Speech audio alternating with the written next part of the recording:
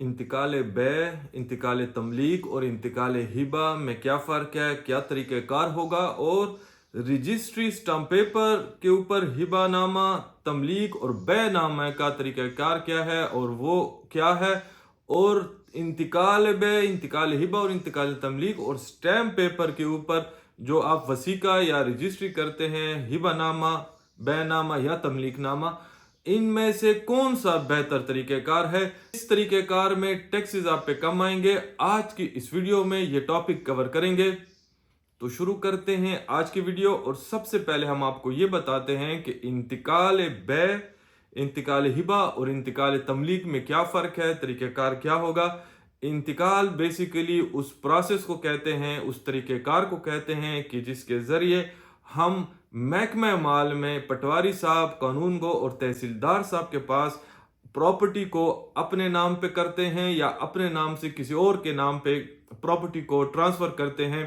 तो ऐसे तरीके को इंतकाल कहते हैं। इंतकाल की कई इकसाम हैं, जिसमें इंतकाल बे, इंतकाल हिबा और इंतकाल तमलीक और इंतकाल तबादला, ये चार जो हैं इंतकाल की ख़ास मेन इकसाम, बड़ी बड़ी इकसाम हैं। इंतकाल बे उस इंतकाल को कहते हैं कि जिसमें आप कोई भी प्रॉपर्टी या ख़रीदते हैं या प्रॉपर्टी को आप सेल आउट फ़रोख्त करते हैं। हर वो प्रॉपर्टी जिसकी कीमत लगा के आप फ़रोख्त करते हैं या लेते हैं, उस इंतकाल को इंतकाल बे कहते हैं। इंतकाल तमलीक उस इंतकाल को कहते हैं कि जिसमें आप कोई भी प्रॉपर्टी अपने नाम या किसी दीगर के नाम जो आपका वारिस हो, विरासत में अगर किसी शख्स के वफात के बाद जो लोग वारिस बनेंगे, उनमें से किसी शख्स को भी अगर आप कोई प्रॉपर्टी जो है वो गिफ्ट करेंगे, तोहफा करेंगे, तो उस प्रॉपर्टी को महकमा माल में इंतकाल करते हुए इंतकाल तमलीक का नाम दिया जाएगा। लेकिन अगर कोई भी प्रॉपर्टी आप किसी गैर वारिस, जैसे कि आपके दोस्त या आपका कोई मुलाजिम है जिसने आपकी खिदमत की हुई है, अगर आप किसी ऐसे शख्स को जो आपका वारिस नहीं होगा आपकी वफात के बाद, उनको कोई भी प्रॉपर्टी गिफ्ट करना चाहेंगे, तो महकमा माल में ऐसे इंतकाल को इंतकाल हिबा कहा जाएगा। और फिर एक और जो काइंड है वो चौथी ये है, जिसको हम तबादले का इंतकाल कहते हैं। कोई प्रॉपर्टी अगर आप किसी शख्स को दे रहे हैं और उस प्रॉपर्टी की इवज़ आप कोई प्रॉपर्टी उनसे ख़रीद रहे हैं, तो ऐसी सूरत में दो इंतकाल जो होंगे वो दर्ज होंगे। एक आपके नाम से उनके नाम पे होगा प्रॉपर्टी का, एक उनके नाम से आपकी नाम पे प्रॉपर्टी होने का इंतकाल होगा, और दोनों जो होंगे वो तबादले के इंतकाल होंगे। तो इस प्रॉपर्टी को एक्सचेंज या तबादले का इंतकाल कहा जाता है। इन चारों इंतकालात में से जो बे का इंतकाल है उसके लिए ज़रूरी नहीं होता जो ख़रीद रहा है उसका भी इंतकाल के ऊपर दस्तखत या निशान अंगुश्त, अंगूठा सब्त हो। सिर्फ और सिर्फ बेचने वाले का उसके ऊपर ज़रूरी होता है, लेकिन ख़रीदने वाले के दो गवाह जो हैं उस पर अपने उसके होने चाहिए, ये ज़रूरी होना चाहिए। इसके अलावा जो तीन और इकसाम है जिसमें हिबा और तमलीक भी है। हिबा और तमलीक के लिए ज़रूरी है कि जो दे रहा है और जो ले रहा है उन दोनों के इंतकाल के ऊपर अंगूठे या दस्तखत मौजूद हों। और जो तबादले का इंतकाल है, चूंकि दो इंतकालात हैं, जो आप दे रहे हैं उस पे आपके दस्तखत होने चाहिए, जो वो वाला इंतकाल है जिस पे वो आपको दे रहा है उस पे उसके इंतकाल पे दस्तखत होने चाहिए। तो तबादले के इंतकाल के ऊपर भी दोनों के ज़रूरी होते हैं। अब चार किस्म के इंतकालात का आपको इल्म हो चुका है। आप इनमें से कोई भी इंतकाल अगर किसी शख्स के नाम करना चाहते हैं तो तरीक़ेकार ये है कि अगर आपका मौज़ा कंप्यूटराइज नहीं हुआ तो आप पटवारी के पास जाते हैं, इंतकाल को दर्ज करते हैं। कानून गो जो होगा वो अपने दौरे के ऊपर उस इंतकाल को अटेस्ट करेगा, और फिर जो आपका तहसीलदार है, जो आपका अफसर माल है, वो दौरे के ऊपर उस इंतकाल को तस्दीक करेगा। उसके लिए देने वाले का होना ज़रूरी है। और हिबर का इंतकाल है, तमलीक का इंतकाल है या तबादले का इंतकाल है, तो इन तीनों में से दोनों फरीकैन का होना और साथ में दो गवाहों का होना भी ज़रूरी है। और इनके उसके ऊपर दस्तखत, निशान अंगुश्त लिए जाएंगे, बयान लिए जाएंगे, तो इस तरह आपका इंतकाल हो जाएगा। लेकिन अगर आपका मौज़ा कंप्यूटराइज्ड हो चुका है तो ऐसी सूरत में आप अपना फ़र्द कंप्यूटर ब्रांच से लेंगे, वहाँ जाके एक फॉर्म मिलेगा, उस फॉर्म को आप पटवारी साहब के पास लेके जाएंगे, उनसे फिल कराएंगे। वो फिल करने के बाद अपने रोज़नामचे में उस इंतकाल का حوالہ دیں گے، اس کو درج کریں گے، اس کے بعد پٹواری آپ سے کو وہ فارم دے گا، آپ کمپیوٹر برانچ لے کے آئیں گے، وہ آپ کو تمام تر ٹیکسز جو ہیں وہ آپ کو کیلکولیٹ کر کے ان کی رسیدیں دے کے آپ ان کے ٹیکسز پے کریں گے۔ جس طرح آپ نے پہلے جو مینول کمپیوٹرائز سسٹم نہیں تھا اس میں ٹیکسز پے کرتے تھے، یہاں بھی وہی پروسیس ہوگا۔ تمام ٹیکسز پے کرنے کے بعد جو کمپیوٹر برانچ والے ہوں گے وہ آپ کے اور لینے والے دونوں کے تصاویر بائیو میٹرک، آپ کے گواہوں کے تصاویر بائیو میٹرک لے کے جب آپ کے ٹیکسز جمع ہو جائیں گے اس کے بعد انتقال کو تحصیلدار صاحب پرنٹ کر کے دستخط کریں گے اور وہ سینکشن ہو جائے گا اور اس طرح آپ کا انتقال کا پروسیس مکمل ہو جائے گا۔ اس کے بعد آتے ہیں ہم رجسٹری وثیقہ بے نامہ اور رجسٹری وثیقہ ہبہ نامہ، رجسٹری وثیقہ تملیک نامہ اور رجسٹری وثیقہ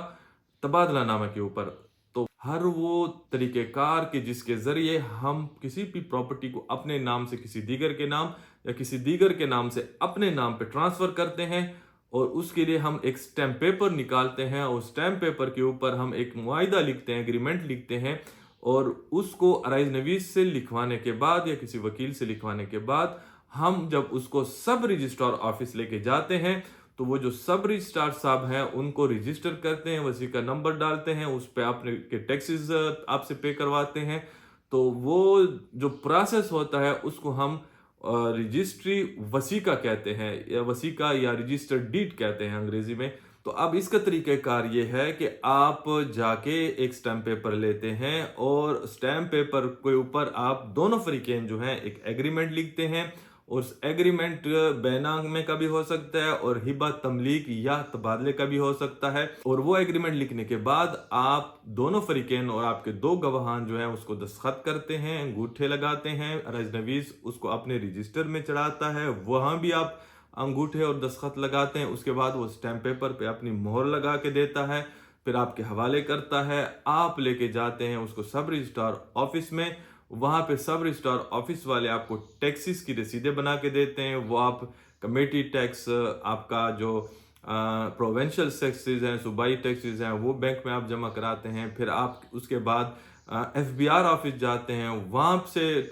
اپنی رسیدیں لے کے بینک میں جمع کراتے ہیں، وہ تمام ٹیکسز آپ پے کرنے کے بعد جب آپ آتے ہیں سب رجسٹرار آفس والے تو دونوں کی سٹیٹمنٹ ریکارڈ کر کے جو آپ کا سٹیمپ پیپر ہوگا اس کی پشت کے اوپر دینے والے کی سٹیٹمنٹ ریکارڈ کی جائے گی، اگر بے نامے کا ہے، اگر ہبہ تملیک ہے،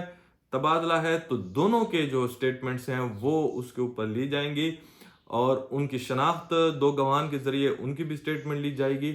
تو وہ سٹیمپ پیپر پہ اس کے بعد اس کی جو عبارت ہے، جو ایگریمنٹ آپ نے لکھی ہوئی ہے، وہ آپ نے رجسٹر میں سب رجسٹرار آفس والے اسی طرح کی عبارت اپنے رجسٹر میں لکھ کے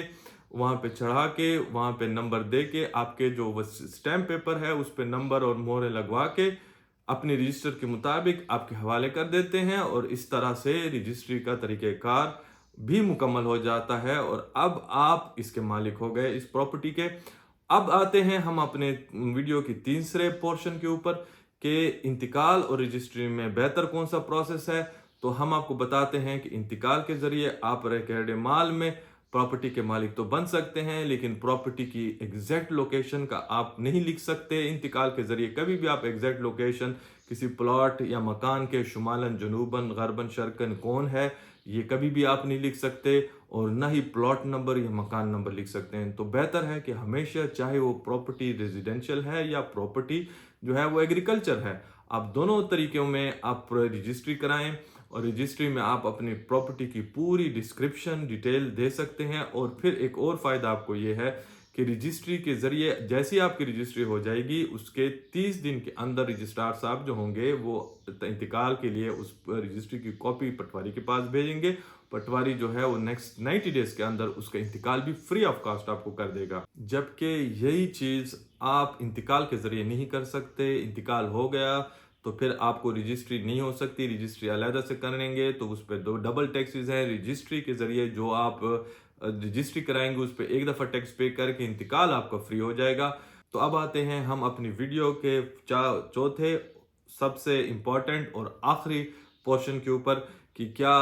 انتقال کے اوپر ٹیکسز زیادہ ہیں یا رجسٹری کے اوپر ٹیکسز زیادہ ہیں۔ देखिए, इंतकाल और रजिस्ट्री के ऊपर टैक्सेस नहीं होते, बल्कि ट्रांसफ़र के ऊपर टैक्सेस होते हैं। तो ट्रांसफ़र के ऊपर जितना परसेंट टैक्स है, चाहे वो इंतकाल के ज़रिए आप कर रहे हैं या आप वो रजिस्ट्री वसीका के ज़रिए कर रहे हैं, तो दोनों तरीके कार में टैक्सेस जो हैं वो बिल्कुल सिमिलर हैं, आइडेंटिकल हैं, कोई फ़र्क नहीं है। तो हमारी वकीलनामा की आपको एडवाइस होगी कि जब भी आप कोई इस किस्म का ट्रांसफ़र करें अपने नाम पे या किसी दीगर के नाम पे, तो रजिस्ट्री कराएं। उम्मीद है कि आज की ये वीडियो आपको पसंद आई। अगर आज की वीडियो आपको पसंद आई है तो अपने जैसे और दोस्तों के साथ ज़रूर शेयर करें। इल्म के फैलाने में अपना किरदार हमारे साथ ज़रूर अदा करें। आज के लिए इतना ही, इजाज़त चाहते हैं। अल्लाह हाफ़िज़। पाकिस्तान जिंदाबाद।